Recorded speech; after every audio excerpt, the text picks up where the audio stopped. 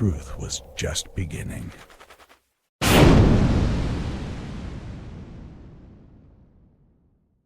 January 17, 1943. Frost clings to the wooden barracks on the outskirts of a snow-laden European village. The morning air is sharp, bitter, carrying the distant echo of artillery fire, muffled but relentless. Inside, soldiers huddle around makeshift tables, the dim glow of lanterns flickering across tired faces. On a rough wooden plank, small stacks of brown, paper-wrapped cigarettes sit like tiny treasures. Hands, chapped and trembling, count them carefully. Not coins, not bills, but cigarettes. Today's wage. A pack for a week of grueling labor, 2 packs for a mission beyond the front line. Some light up immediately, the smoke curling upward, mingling with the fog seeping in through the drafty walls. The air is thick with the scent of tobacco and the unspoken tension of survival. These small sticks, seemingly trivial, have become a lifeline, a currency more vital than gold, more coveted than food rations. Here, in the smoke-filled barracks, men trade, bargain, and measure their worth by the flicker of a flame. And outside, the war rages on, indifferent to the cigarettes that now define the fortunes of those caught in its grasp. Every cigarette tells a story. Every pack holds a fragile promise of morale, survival, and control. By 1940, Europe had been transformed into a vast theater of total war. Traditional economies strained under the relentless demand for soldiers, weapons, and supplies. Nations fought not only on battlefields, but also within factories, cities, and markets, where resources became as precious as bullets.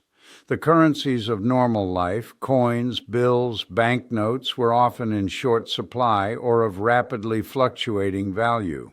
Inflation soared, and governments faced the practical problem of paying millions of men on the front lines while ensuring that morale remained intact. The solution for many armies was both pragmatic and unconventional: cigarettes. Tobacco, already a familiar comfort, became a surrogate currency, a portable commodity of value, and a psychological balm in the trenches. For soldiers, these small sticks were more than a stimulant. They were tokens of survival. A soldier could trade a pack for food, share it with comrades to solidify bonds, or use it as leverage with local civilians. The value was immediate and tangible, unlike the abstract numbers stamped on a paper note. For the Allies, cigarette payments began to take shape in the late 1930s, when the British War Office, anticipating the logistical strain of a protracted conflict, started issuing tobacco rations alongside standard supplies. These were distributed carefully, based on rank, length of service, and operational risk. A private in a forward position might receive a pack every 3 days, while officers and specialists received more, partly as recognition of responsibility, but also as an incentive to maintain strict discipline under extreme conditions. Across the Atlantic, the United States Army adopted a similar approach. By 1942, cigarette rations had become standardized. Soldiers received a daily allotment, often 2 to 4 cigarettes, in addition to their basic rations. The Axis powers followed comparable strategies, though differences in production capacity created stark contrasts. Germany, for instance, leveraged its industrial efficiency to produce enormous quantities of tobacco products, yet shortages in occupied territories occasionally disrupted distribution. Japanese forces in the Pacific, meanwhile, faced logistical hurdles in transporting cigarettes across vast ocean distances. Nevertheless, the principle remained universal. Tobacco became a portable, morale-boosting commodity, bridging the gap between supply limitations and soldiers' psychological needs. The economic logic was simple. Coins and paper currency could be devalued, stolen, or lost. Cigarettes, however, were inherently consumable and standardized with a clear and immediate utility. Their value was self-evident, and their portability allowed them to function as both a reward and a transactional medium. Soldiers could use them to negotiate favors, purchase minor supplies from locals, or even gamble during quiet hours in the barracks. In essence, cigarettes operated as a microeconomy, creating a parallel financial system that alleviated the pressures of conventional monetary constraints. But the significance of cigarettes went beyond practicality. They became a cultural symbol of war, intertwined with the daily rituals of soldiers. Lighting a cigarette was both a private moment of solace and a communal act. Soldiers passing packs around a fire, sharing stories in hushed tones, or offering one to a comrade under stress created an intricate web of social bonds. Morale in the grim calculus of war was as critical as ammunition. Commanders quickly recognized that the distribution of cigarettes was not merely a logistical concern, but a strategic tool. Ensuring troops remained psychologically resilient often depended as much on tobacco rations as on bullets and food. Even the act of rationing was carefully managed. Detailed records tracked who received what, when, and under what circumstances. Specialized units, supply officers known as tobacco sergeants in some Allied forces, were responsible for storage, allocation, and transportation. Reports from the front describe improvised solutions: crates of cigarettes concealed within artillery boxes, supply trucks prioritized for tobacco distribution, and emergency airdrops during sieges. In some cases, the strategic importance of cigarettes rivaled that of other critical resources, highlighting the blurred line between comfort and necessity in total war. As winter 1942 bled into 1943, the reliance on cigarettes as a quasi-currency intensified. Soldiers became adept at counting, trading, and valuing each stick, often as carefully as a banker would tally gold coins. The front lines, once a place of fear and chaos, now also became a place of exchange where cigarettes defined social hierarchy, influenced decision-making, and shaped daily routines. The unusual economic system born of scarcity and stress would prove to be one of the most enduring and fascinating aspects of wartime life, a window into the human dimension of global conflict. And yet, while cigarettes buoyed spirits and facilitated survival, they also introduced new tensions between rank and privilege, between soldiers and supply officers, and even between allies competing for limited resources. These tensions, small at first, would sometimes flare into larger consequences on the battlefield and behind the lines. It was in these details, the measured rations, the careful trades, the shared smoke, that the story of cigarettes as currency begins to reveal its full complexity. The daily reliance on cigarettes set the stage for understanding not just how soldiers were paid, but how a simple commodity shaped morale, strategy, and human behavior. The distribution of cigarettes was a carefully orchestrated operation, akin to the supply of ammunition or rations. In the British Army, cigarettes arrived in bulk shipments from factories, often packed in large wooden crates and transported by truck or train to forward depots. From there, supply officers measured out individual rations and delivered them to units at the front. Soldiers learned to anticipate these deliveries, often lining up in bitter cold or under the threat of enemy fire to collect their daily or weekly allotments. The process was regimented, but improvisation was often necessary. Damaged crates, misrouted shipments, or intercepted consignments could leave entire battalions without their expected rations, creating immediate tension and unrest. Across the Atlantic, American forces followed a similar pattern, though the scale was larger. By 1943, the U.S. Army was distributing millions of cigarette packs monthly to troops stationed in Europe, North Africa, and the Pacific.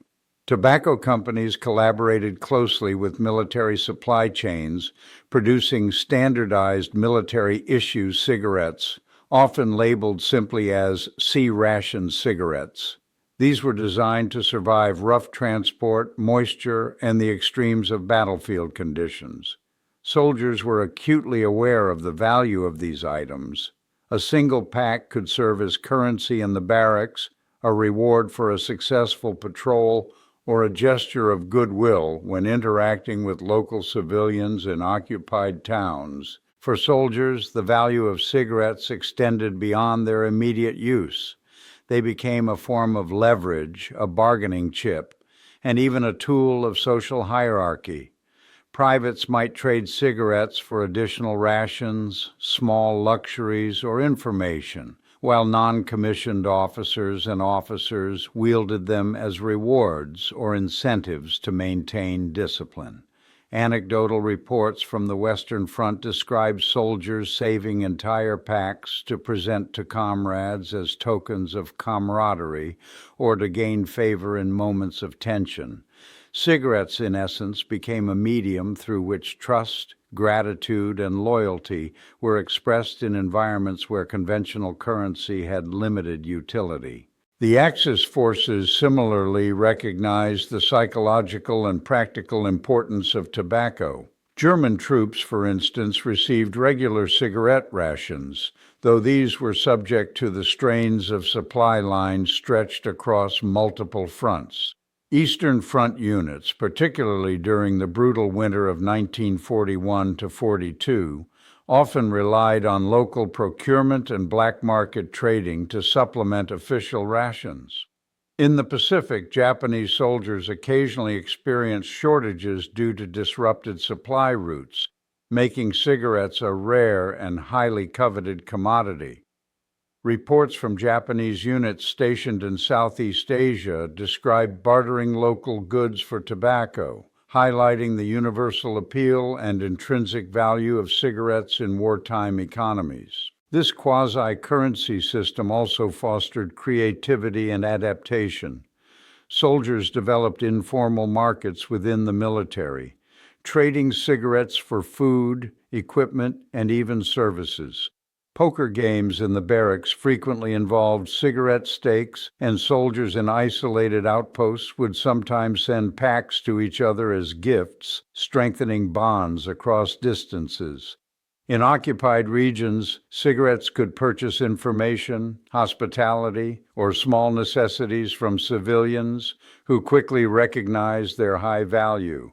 The presence of cigarettes influenced social structures, priorities, and interactions in ways that transcended traditional military hierarchies. Yet the reliance on cigarettes was not without risks. Overconsumption led to health problems, addiction, and tension among units when supplies were delayed or unevenly distributed. Commanders noted that scarcity could provoke disputes, black market trading, or hoarding. Officers faced the delicate task of balancing supply, morale, and discipline, knowing that a misstep could ripple through a unit's cohesion. In some accounts, entire companies experienced declines in operational effectiveness when cigarette supplies faltered, underscoring the critical psychological dimension of this unconventional currency. The cultural imprint of cigarette payments persisted beyond the front lines. Soldiers returning home carried not only their memories of combat, but also habits formed under duress. The cigarettes that once symbolized compensation, reward, and camaraderie became enduring reminders of resilience, human ingenuity, and the strange intersections of necessity and pleasure in wartime life. Military reports, memoirs, and contemporary photographs from barracks, trenches, and transport depots document these practices, preserving a vivid record of how an ordinary commodity assumed extraordinary significance. As the war progressed, the use of cigarettes as a quasi-currency also influenced strategic thinking. Military planners recognized that morale could be as decisive as firepower. Ensuring a steady supply of tobacco meant ensuring a stable, motivated, and resilient fighting force. The small paper-wrapped packs, so often overlooked in conventional histories of World War II, were in fact instruments of control, cohesion, and survival. A reminder that in total war, human psychology and basic comforts could wield power on par with tanks, rifles, and artillery. Thus, the stage was set for the multifaceted story of cigarettes in World War II, a tale that spans logistics, economy, morale, and human behavior. Soldiers were not merely paid in tobacco. They lived, fought, and sometimes perished under its influence, making these simple sticks an unlikely yet pivotal element of the global conflict. For the average soldier, cigarettes were more than just currency. They were a lifeline. Daily life on the front lines was a relentless cycle of fear, fatigue, and uncertainty. Soldiers carried heavy packs, moved through mud and snow, and faced constant threats from snipers, artillery, and disease. In this environment, a small pack of cigarettes offered brief moments of relief and a tangible sense of value. Lighting one after a long march or during a lull in combat became a ritual of comfort. Cigarettes also facilitated human connection. Sharing a smoke was a form of camaraderie, a silent agreement of trust in a world dominated by chaos. Soldiers traded, gifted, or bartered cigarettes, creating informal economies within units. Letters and memoirs describe soldiers saving packs to reward bravery, boost morale after losses, or cement bonds among friends. In some instances, a single cigarette could diffuse tension or act as a peace offering after disputes, illustrating the profound human significance of this small commodity.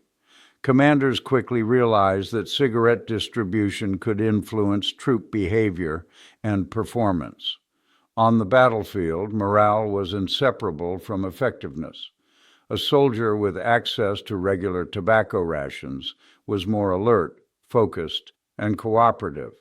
One deprived of it risked distraction, irritability, or defiance. Field manuals and officer reports often stress the importance of steady rationing. During prolonged operations, such as the North African campaign of 1942 to 1943, cigarettes were integrated into supply planning alongside food, ammunition, and medical provisions. Units that maintained consistent tobacco rations reported higher operational efficiency, fewer disciplinary incidents, and better resilience under stress. In effect, cigarettes became a tactical tool, a non-lethal but influential instrument in shaping the outcome of engagements far beyond their nominal value. The logistics of cigarette production and distribution were remarkable feats of wartime engineering. Factories were repurposed to produce military-specific cigarette brands, often designed to endure long transport, rough handling, and extreme weather. Packaging innovations, moisture-resistant wraps, compact cartons, and uniform labeling ensured that tobacco reached soldiers in consumable condition. Supply chains had to navigate bombed railways, contested ports, and hazardous frontline routes. Specialized vehicles, such as trucks and railway cars, were prioritized for tobacco transport, sometimes alongside ammunition or medical supplies. Airdrops were occasionally employed in besieged areas, a testament to the importance assigned to cigarette delivery. The technology and planning behind these operations reveal how an ostensibly trivial commodity became critical infrastructure in total war. For military leaders, cigarettes were a subtle yet powerful instrument of control. Officers understood that discipline was fragile under the duress of prolonged combat. A soldier motivated by recognition or the promise of a coveted pack was more likely to follow orders and maintain cohesion. Commanders sometimes used cigarettes to reward exceptional performance or bravery, reinforcing desired behaviors without expending ammunition or other critical resources. Leadership decisions also extended to rationing policies. Officers had to balance fairness, supply limitations, and operational priorities. Unequal distribution could spark resentment, while overly generous allocations risked fostering dependency or distraction. Historical records from the U.S. Army and British forces note that careful management of tobacco rations was a regular subject of field reports, highlighting how leadership acumen extended into even the smallest details of morale management. From the viewpoint of opposing forces, the distribution of cigarettes had unintended psychological and tactical effects. German and Japanese intelligence observed that Allied troops often maintained higher morale and cohesion in units with stable tobacco supplies. Soldiers' reliance on cigarettes became a visible indicator of psychological resilience and resource management. In some cases, Axis forces exploited this knowledge, using propaganda to emphasize scarcity or deprivation among enemy ranks. Conversely, disruptions to tobacco supply could undermine morale and reduce combat efficiency, demonstrating that cigarettes were not merely personal comforts. They were a visible factor in military calculus. The widespread use of cigarettes as currency also carried ethical and social implications. Tobacco, inherently addictive, was now officially sanctioned as a form of payment for men in life-threatening situations. Historians debate whether governments were complicit in fostering addiction for strategic purposes. Soldiers' dependence on cigarettes extended beyond immediate gratification, shaping social hierarchies within units. Hoarding or trading created informal power structures, while those without access could experience marginalization. Civilians in occupied regions also participated in this informal economy. A pack of cigarettes could buy food, information, or services, creating exchanges that blurred the lines between military and civilian life. These interactions left lasting impressions on social memory, embedding cigarettes as symbols of both survival and moral ambiguity. Cigarettes became a cultural touchstone during the war. Immortalized in photographs, films, and literature, they represented resilience, ritual, and shared experience. The act of lighting a cigarette after a mission, exchanging a smoke during a cold night, or gambling with packs in barracks became emblematic of the soldier's daily reality. Beyond their practical role, cigarettes captured the imagination of the home front, contributing to a narrative of endurance and the human spirit amidst devastation. By examining these angles, human, tactical, technological, leadership, enemy, moral, and cultural, the story of cigarettes in World War II emerges as complex and multifaceted. These small combustible sticks influenced not only individual lives but also military strategy, international perception, and social order, revealing how war reshaped even the most mundane objects into instruments of consequence. December 1943. The bitter cold of the Eastern Front had settled over the Russian steppes, transforming mud into ice and rivers into frozen wastelands. German and Soviet forces faced not only each other, but the merciless climate. In one forward German battalion, a critical shortage of supplies, particularly cigarettes, began to ripple through the ranks. Reports from supply officers detail that several units had gone days without their regular rations. Soldiers, already exhausted from weeks of trench warfare, felt the psychological strain immediately. A lieutenant overseeing the frontline sector noted that minor disciplinary issues began to surface. Arguments over the limited tobacco supply erupted in the mess halls, and some soldiers risked patrols to scavenge extra packs. In one documented instance, a soldier traded a week's worth of rations for a single pack of cigarettes, highlighting the extraordinary perceived value of these small commodities. Commanders understood that such disputes, if left unchecked, could escalate into mutiny or operational failure. Meanwhile, in North Africa, Allied forces faced a different but equally telling scenario. The 7th Armored Division, known as the Desert Rats, had been engaged in continuous operations around El Alamein. A delay in cigarette shipments coincided with weeks of grueling desert marches and night attacks under the scorching sun. Soldiers reported declining morale, exhaustion, and irritability, factors that could compromise combat performance. Field reports explicitly linked the absence of tobacco rations to diminished efficiency, illustrating the tangible impact of cigarette shortages on battlefield readiness. In both theaters, the small pack of cigarettes had transcended mere comfort. It had become an operational necessity.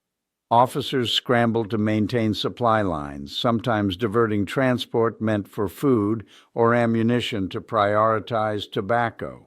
In the North African campaign, a convoy carrying cigarettes alongside other supplies became a high-value target for Axis reconnaissance and occasional air raids. The military recognized that morale, influenced heavily by tobacco, could tip the delicate balance between victory and failure. At the same time, the informal black market economy around cigarettes intensified. Soldiers with extra packs traded them for food, ammunition, or favors, creating a shadow system that operated parallel to official supply chains. Some accounts from the Western Front describe entire platoons engaged in barter using cigarettes, negotiating with local civilians for intelligence, shelter, or minor services. Commanders tolerated these exchanges cautiously. While potentially undermining strict military order, they recognized that cigarette trading often alleviated tension and preserved morale in ways that rigid discipline could not. On the Pacific Front, Japanese soldiers encountered similar dynamics under siege conditions. At Guadalcanal, limited tobacco rations coincided with relentless Allied bombardment, disease outbreaks, and dwindling food supplies. Cigarettes, already scarce due to interrupted shipments, became a vital psychological prop. Anecdotes describe soldiers taking extreme measures, trading personal items, risking enemy fire, or scavenging wreckage to secure just a single pack. Commanders documented that units with sustained access to tobacco maintained better cohesion and resilience, while those without suffered declines in combat effectiveness and rising incidents of conflict within the ranks. The cumulative effect was unmistakable. Cigarettes had become a decisive factor in wartime behavior. Across multiple theaters, they influenced morale, operational effectiveness, social hierarchy, and even the survival of individuals. The smallest supply disruptions revealed how intertwined human psychology and military logistics had become. Soldiers, officers, and planners alike realized that a delay in tobacco could create ripples with consequences as severe as an artillery strike or a failed maneuver. Thus, by the close of 1943, the story of cigarettes had reached its climax. From the frozen steppes of Russia to the deserts of North Africa and the jungles of the Pacific, these simple sticks had become linchpins of morale, currency, and operational stability. Soldiers fought, bargained, and survived in a world where victory often depended as much on psychological sustenance as on bullets and artillery. The battlefield, already chaotic and unforgiving, now revealed a curious truth. A soldier's performance, discipline, and survival could hinge on something as seemingly trivial as tobacco.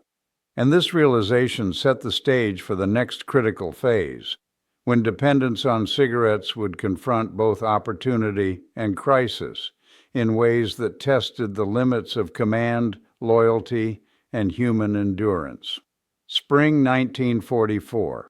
In the lead-up to the Normandy landings, the Allied forces faced the immense challenge of coordinating men, equipment, and supplies across multiple fronts.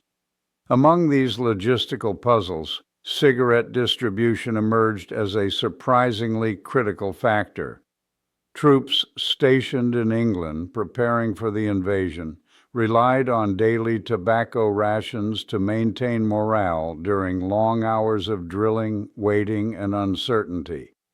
Any disruption in supply could generate frustration, tension, or distraction, threatening the cohesion needed for the largest amphibious assault in history. A documented case from a British infantry regiment illustrates the stakes. A misrouted shipment left one battalion without its usual rations for 3 days. Soldiers reported irritability and restlessness, arguing over limited packs and engaging in minor conflicts that drew officers' attention. The situation escalated until supply officers sourced additional cigarettes from nearby units. The swift resolution prevented morale collapse, allowing the regiment to participate fully in Operation Overlord with discipline intact. On the Eastern Front, the Soviet Red Army faced extreme winter conditions compounded by disrupted supply lines. Cigarettes, often smuggled or rationed unevenly, became a critical motivational tool. Commanders recognized that small comforts could dramatically influence a soldier's willingness to hold positions under artillery bombardment or participate in risky counterattacks. Reports indicate that units receiving regular tobacco rations maintained higher rates of operational readiness, while those deprived experienced spikes in desertion, insubordination, and psychological strain. In North Africa, Allied troops advancing through the deserts also confronted logistical tension. The reliance on cigarettes as both payment and morale booster meant that supply lines were constantly recalibrated. Convoys carrying cigarettes were prioritized alongside food, ammunition, and medical supplies. Air support occasionally diverted to protect these shipments, highlighting how intertwined human psychology and military strategy had become. Soldiers on the move understood the stakes. Without access to tobacco, even minor frustrations could escalate into operational risk. The psychological impact of cigarettes extended to informal economies within the military. Soldiers traded packs for essentials, exchanged them for information, and used them to reward courage or cooperation. In some instances, cigarettes mediated disputes that could have escalated into violence, preserving unit cohesion under extreme stress. Conversely, hoarding or scarcity could spark tension and resentment, forcing commanders to intervene. Anecdotal accounts from Italy, France, and the Pacific document soldiers negotiating for hours over a single pack, demonstrating the extraordinary perceived value of this simple commodity. Perhaps the most striking illustration occurred during the Pacific campaign on Guadalcanal and later in New Guinea. Japanese troops, often isolated and undersupplied, faced dwindling tobacco stocks alongside relentless Allied attacks and disease outbreaks. Cigarettes, when available, were carefully rationed, bartered, or even gambled to maintain morale. Soldiers reported risking their lives to procure additional packs from wreckage, abandoned positions, or sympathetic locals. These small sticks, mundane in peacetime, became objects of intense focus, shaping decision-making and influencing behavior under the most extreme circumstances. In Europe, Allied and Axis forces alike recognized the symbolic and operational weight of tobacco. Soldiers' dependence on cigarettes underscored the broader truth of total war. Victory required not only weaponry and strategy, but also careful attention to the human element. A single shipment delayed, a crate lost, or a battalion deprived of its daily ration could influence morale, cohesion, and combat effectiveness. The small combustible sticks had become instruments of control, tools for leadership, and measures of survival. By mid-1944, it was evident that cigarettes were more than comfort. They were a crucial part of military operations. Their distribution impacted morale, discipline, and operational readiness across multiple theaters. Supply officers, commanders, and soldiers all understood that in the fragile ecosystem of war, these tiny packs could mean the difference between cohesion and chaos, between steadfast resistance and breakdown. The climax of this story is not a single battle or moment of heroism. It is the realization that in the sprawling machinery of World War II, the human mind and spirit were as vital as tanks, guns, and artillery. Cigarettes, small and deceptively simple, emerged as a linchpin of survival and performance, shaping the experiences of millions of soldiers. By the end of 1944, the role of cigarettes in the daily lives of soldiers was unmistakable. Across battlefields from Normandy to the Eastern Front, from the deserts of North Africa to the jungles of the Pacific, these small paper-wrapped bundles had become woven into the fabric of military life. Soldiers had fought not only against enemy fire, but also against fatigue, isolation, and the relentless psychological pressures of war. Cigarettes offered a rare sense of control and comfort amid chaos, and their distribution, or lack thereof, directly influenced morale, cohesion, and operational effectiveness. Reports from Allied and Axis units reveal the tangible consequences of this quasi-currency. In the British Army, meticulous records show that battalions with consistent cigarette rations experienced fewer disciplinary incidents and higher retention of soldiers' spirits during prolonged engagements. Officers observed that these packs functioned as both reward and incentive, maintaining unit cohesion when conventional discipline alone might have faltered. For American troops, the standardized C-ration cigarettes became a crucial tool in sustaining morale, particularly during grueling marches and prolonged artillery bombardments. The Axis forces encountered similar dynamics, though their experiences varied by theater. German units on the Eastern Front faced bitter winters and extended supply lines. When tobacco shipments failed or were delayed, soldiers' irritability and fatigue increased, occasionally leading to mutinous behavior or reluctance to engage. Japanese soldiers, often isolated and underfed in the Pacific Islands, displayed remarkable ingenuity in supplementing scarce tobacco supplies, using cigarettes to barter for food, favors, or intelligence. These adaptations demonstrate how a seemingly trivial commodity became an essential lifeline for human endurance. Beyond immediate morale, cigarettes also shaped social hierarchies within units. Soldiers with access to extra rations wielded influence, exchanging packs for information, assistance, or companionship. A private could gain temporary prestige by distributing his limited supply among peers. Officers could reinforce loyalty and obedience through selective allocation. Conversely, scarcity could fracture trust, provoke disputes, or create resentment. In this way, cigarettes became both currency and social glue, a tangible reflection of power, privilege, and survival in wartime conditions. The health consequences, largely overlooked at the time, were significant. Historians and medical reports note that widespread tobacco use during the war contributed to long-term respiratory and cardiovascular issues among veterans. Addiction took root in units where cigarettes were central to daily life, and post-war societies witnessed a surge in habitual smoking among returning soldiers. The very item that had preserved morale and cohesion in 1944 would, in peacetime, carry lasting consequences for health and behavior. Cigarettes also left an enduring imprint on military culture. Photographs of soldiers passing packs around fires, letters recounting their value, and memoirs describing barter and trade highlight the deep psychological and social role of tobacco. Military planners began to recognize that attention to human comfort, even in the form of small rations of cigarettes, could influence operational success.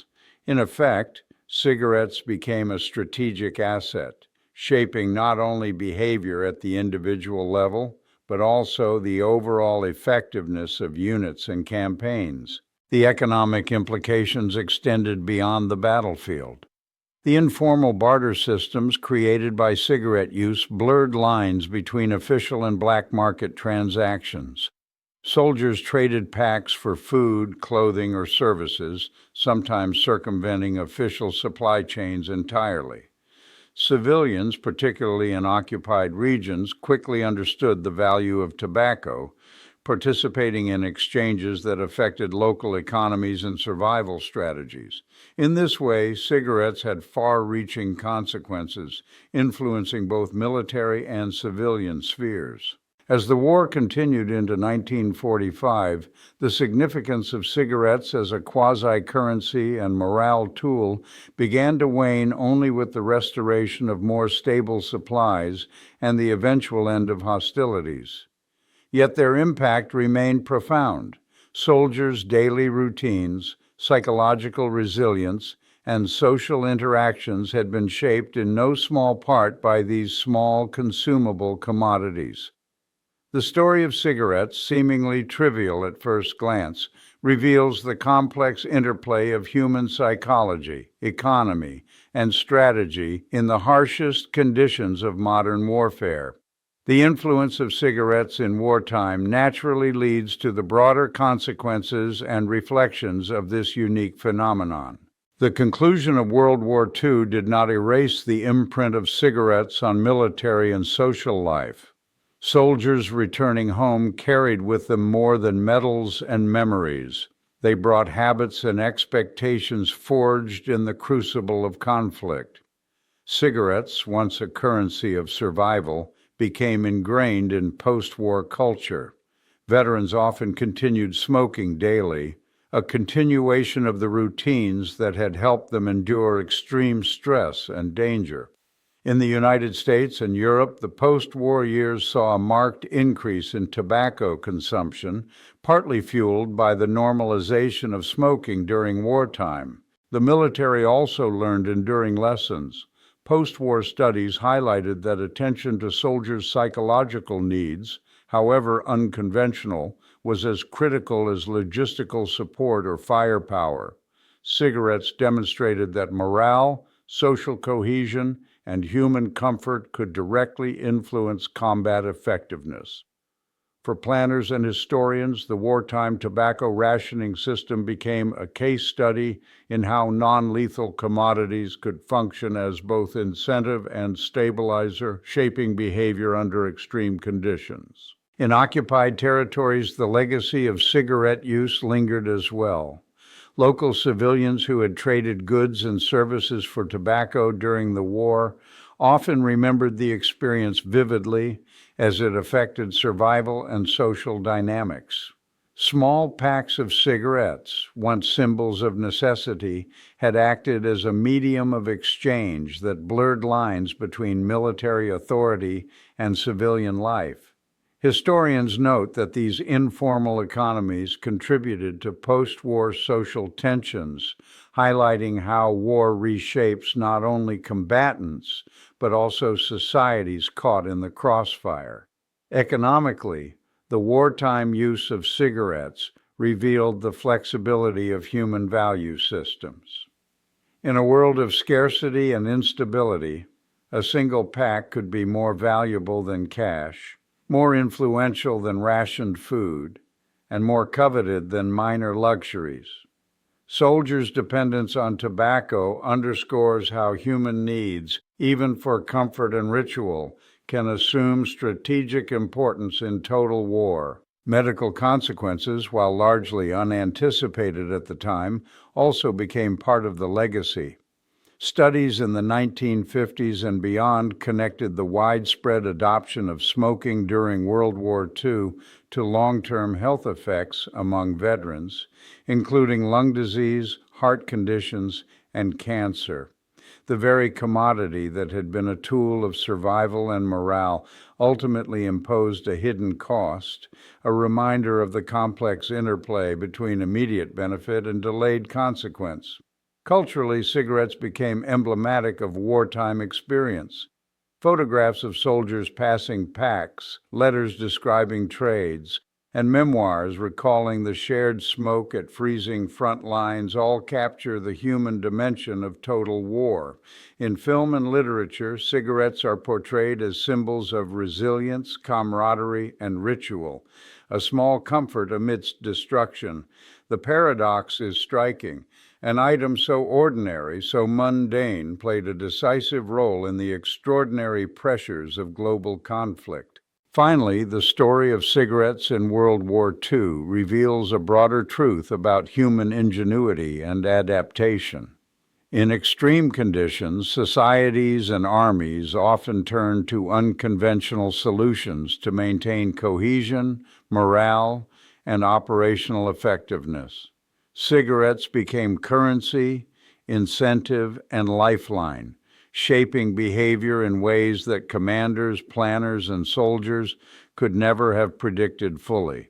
They serve as a reminder that the machinery of war is not only built from steel, bullets, and artillery, it is equally constructed from human needs, rituals, and resilience.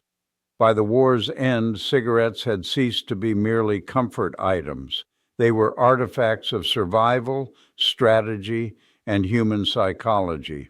Their influence persisted in both individual lives and collective memory, leaving an indelible mark on the story of World War II. The story of cigarettes in World War II is, at first glance, almost absurd. How could a small bundle of tobacco wield influence comparable to rifles, tanks, or artillery? Yet, in the frost-bitten trenches of the Eastern Front, the blazing deserts of North Africa, and the jungles of the Pacific, these tiny sticks became instruments of survival, morale, and cohesion. They remind us that war is not only a clash of armies, but also a test of human endurance, psychology, and ingenuity. Cigarettes reveal the extraordinary adaptability of both individuals and institutions under extreme stress. Armies transformed a simple commodity into currency, a reward system, and a psychological tool. Soldiers learned to navigate these unconventional economies, forging bonds, negotiating favors, and sustaining hope in environments designed to strip them of comfort. Commanders learned that maintaining morale could hinge on small, seemingly trivial details, an insight as relevant to leadership today as it was on the battlefields of 1943. There is also a paradox embedded in this story. The very commodity that preserved lives, strengthened cohesion, and motivated performance carried long-term consequences. Addiction, health risks, and post-war dependence followed millions of veterans, illustrating the unforeseen costs of even the most practical solutions in extreme circumstances. It is a stark reminder that human behavior and survival are rarely simple equations. Every solution carries its own complexities. Ultimately, the tale of cigarettes in World War II is a testament to resilience and ingenuity. It highlights how human needs, comfort, ritual, recognition intertwine with strategy and survival in war. These unassuming paper-wrapped bundles, traded, smoked, and cherished, shape not only the daily lives of soldiers, but also the broader outcome of campaigns and the collective memory of a global conflict. In the end, the cigarette is more than a story about tobacco. It is a lens through which we can understand the human dimension of war. It illustrates that even amid destruction and chaos, small acts of ingenuity, exchange, and care can sustain the spirit, preserve cohesion, and tip the balance between despair and endurance.